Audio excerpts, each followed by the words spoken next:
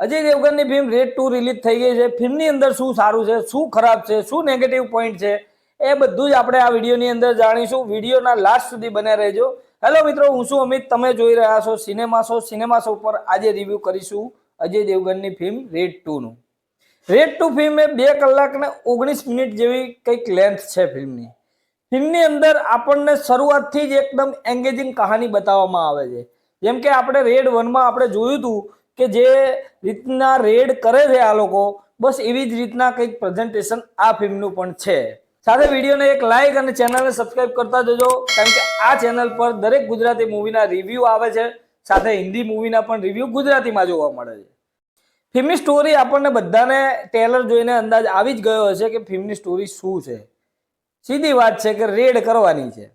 Red હવે કઈ રીતની કરે છે, કેમ કરે છે, અને શું એવું પાછળના રેડ 1 ની કહાની આની અંદર જોડાયેલી છે કે નહીં, એ બધી વાત આપણને જાણવા મળશે। ફિલ્મનો સ્ક્રીન પે સરસ છે, ફિલ્મ એન્ગેજિંગ પણ છે।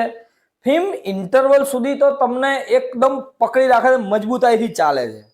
ઇન્ટરવલ પછી ક્યાંક ને ક્યાંક વધારે પડતું સ્ટોરીમાં ડેવલપ કરવાથી થોડી ધીમી પડે છે અને થોડી આમ તેમ પણ જતી રહે છે। લાસ્ટ સુધીમાં ફિલ્મ બરાબર પોઈન્ટ પર આવી જાય છે। ફિલ્મની અંદર આપણને જોવા મળે છે રીતેશ દેશમુખ, અજય દેવગન સાથે બીજા પણ ઘણા કલાકારો આ ફિલ્મની અંદર છે।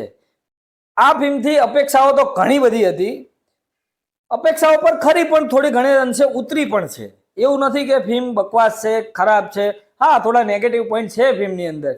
ઇન્ટરવલ સુધી પરફેક્ટ રીતે ફિલ્મ ચાલે છે। ઇન્ટરવલ પછી ક્યાંક ને ક્યાંક સ્ટોરી, મતલબ કે સ્ટોરીની અંદર વધારે પડતું બતાવવાના અલગ અલગ એંગલો જે લીધેલા છે, કોઈ કોર્ટ કચેરીનો એંગલ છે, સાથે ઇન્વેસ્ટિગેશન પણ આ ફિલ્મની અંદર જોડાય છે। એટલે આ બધું મિક્સ કરવાના ચક્કરમાં ક્યાંક ને ક્યાંક થોડું આમ તેમ જતું રહ્યું છે। લાસ્ટ સુધી બધું બરાબર સેટઅપ થઈ જાય છે, એટલે આપણને ઓલ ઓવર ફિલ્મની અંદર મજા આવે છે। મને તો પર્સનલી આ ફિલ્મ જોવાની મજા આવી છે। મેં ફિલ્મને ખૂબ સારી રીતે એન્જોય પણ કરી છે। ફિલ્મની ખામીઓની વાત કરીએ તો ખામીઓમાં રેડ 1 માં જે તાવજી હતા, એ તાવજીનો રોલ અહીંયા મને કોઈ આમ બરાબર સેટ થતો લાગ્યો નથી। પ્લસ ફિલ્મના સોંગ એટલા કંઈક પ્રભાવિત કરે એવા નથી કે ફિલ્મની સ્ટોરી ક્યાંક ને ક્યાંક સોંગ ધીમી કરતા હોય એવું મને લાગ્યું। સાથે વાત કરીએ ફિલ્મના કલાકારોની, તો ફિલ્મના કલાકારોએ આ ફિલ્મની અંદર અદ્ભુત કામ આપ્યું છે, એ આપણે માનવું પડે। અજય દેવગન વિશે કોઈ સવાલ કરવાનો આવતો નથી, કેમ કે એની એક્ટિંગ કેવી છે આપણને ટ્રેલરમાં દેખાઈ ગઈ હતી, પ્લસ આપણે બધી ફિલ્મોમાં જોઈએ જ છીએ ઓલરેડી। અને રેડ 1 માં જે રીતની એક્ટિંગ કરી હતી, બસ એ જ રીતની એક્ટિંગ આ ફિલ્મમાં પણ આપણને દેખાય છે, કે જે માઇન્ડથી ચાલનારો અજય દેવગનને આ ફિલ્મની અંદર કંઈક અલગ રીતે પણ પ્રેઝન્ટ કરવામાં આવે છે। એ શું તમે ફિલ્મ જોશો એટલે ખ્યાલ આવશે। કેમ કે ફિલ્મની અંદર અજય દેવગનનો રોલ એક ઇન્વેસ્ટિગેશન આયકર વિભાગના ઓફિસરનો રોલ છે।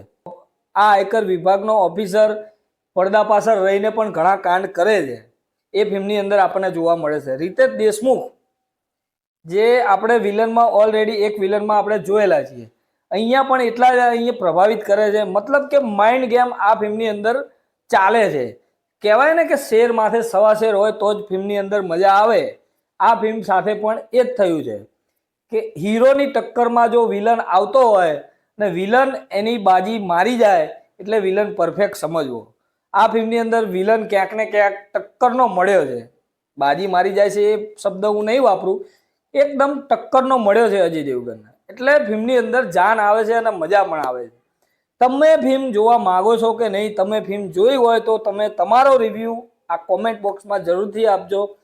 એક્ટિંગના પાસામાં આ ફિલ્મે બાજી મારી છે, પ્લસ બીજીએમ આ ફિલ્મનું જબરજસ્ત છે। સોંગમાં ખાલી આમ તેમ જતું રહ્યું છે, કંઈ વાંધો નહીં। સાથે બીજા પણ ઘણા પાસાઓ ફિલ્મની અંદર, ઘણા ઇન્વેસ્ટિગેશન પણ ફિલ્મની અંદર જોવા મળે છે, જે જોઈને આપણને મજા આવે છે ઓલરેડી। રેડ 2 ને સિનેમા શો તરફથી 3.5 સ્ટાર। મળીએ મિત્રો નેક્સ્ટ વિડીયોમાં નવી ફિલ્મ સાથે સિનેમા શો પર।